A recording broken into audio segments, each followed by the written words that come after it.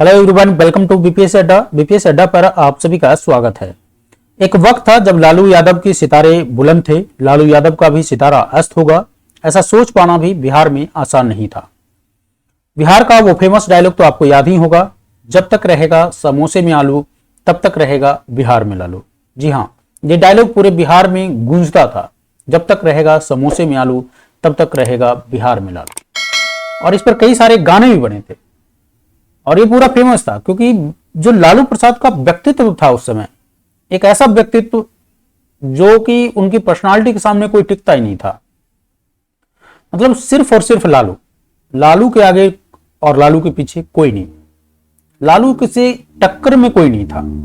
लेकिन वो कहते हैं कि एक गलती सब कुछ बर्बाद कर देता है, और यही हुआ लालू प्रसाद यादव के साथ। चारा घोटाले ने लालू यादव की राजनीतिक जीवन को पूरी तरह से अस्त व्यस्त कर दिया, पूरी तरह से समाप्त कर दिया।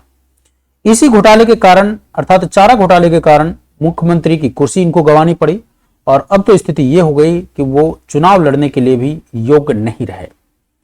तो जैसा कि आपको मालूम है कि चारा घोटाला मामले में जो सबसे बड़ा फैसला था वो है RC 47A/96।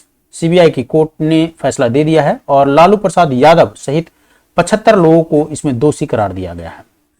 और ये पहली बार नहीं होगा जब लालू प्रसाद यादव जेल जाएंगे, ये 7वीं बार है जब लालू प्रसाद यादव को जेल भेजा जाएगा। पहली बार इनको 1997 में इस मामले में जेल भेजा गया था।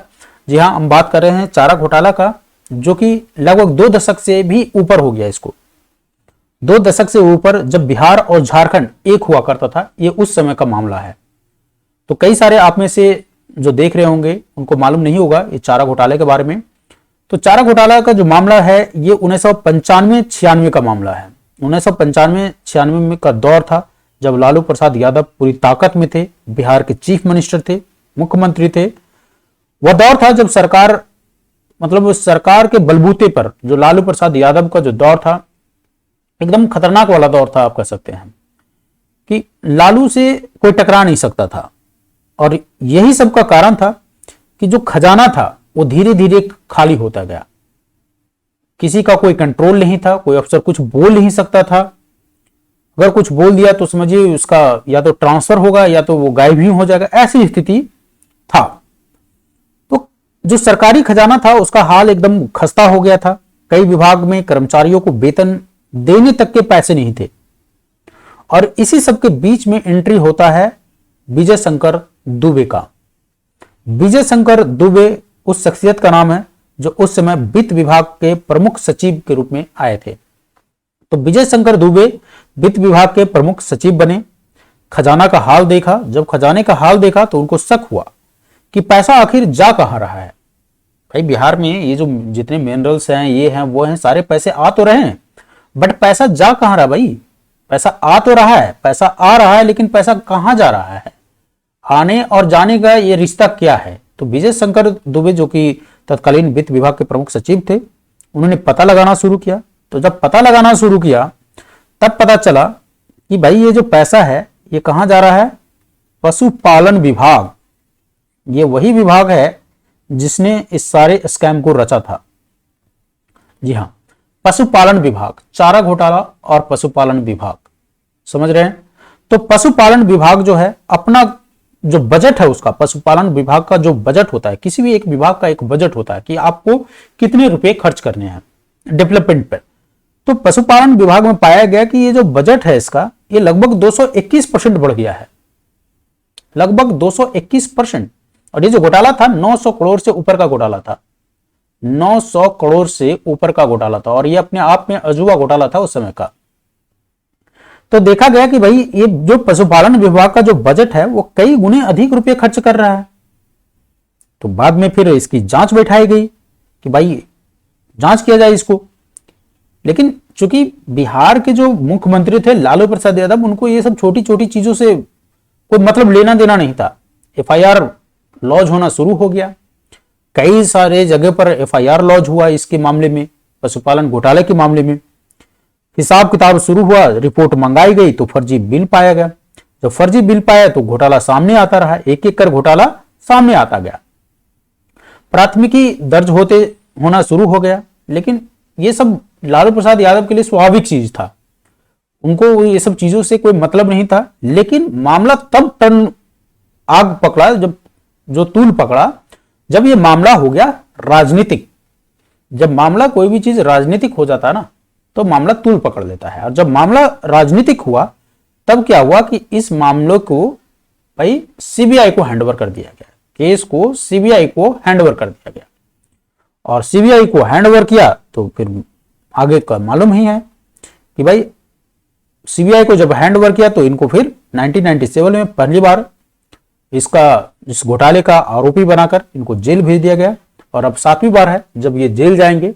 अब बात कर लेते हैं जो फैक्ट फाइंडिंग है, जो फैक्ट दिया गया है कि इसमें कई सारे ऐसे फैक्ट हैं जो बताया गया है कि लालू प्रसाद यादव जी जो हैं, ये कैसे ये चारा घोटाला हुआ। तो आपको मैं फैक्ट की बात करूं तो सीबीआई के द्वारा कहा गया है कि एक एक मुर्गी और गाय को एक दिन में एक एक टन दाना खिलाया जाता था। जो एक मुर्गी होता था और एक गाय होता था, उसको एक एक टन, एक दिन में 1 टन, समझ रहे हैं, 1 टन का दाना खिलाया जाता था। इसके अलावे एक एक स्कूटर और एक एक बाइक पर, समझिए, एक स्कूटर और एक बाइक पर 2-2 जो सांड है वो जिलों में भेजा गया। तो नस्ल सुधार के नाम पर ये सब किया जाता था।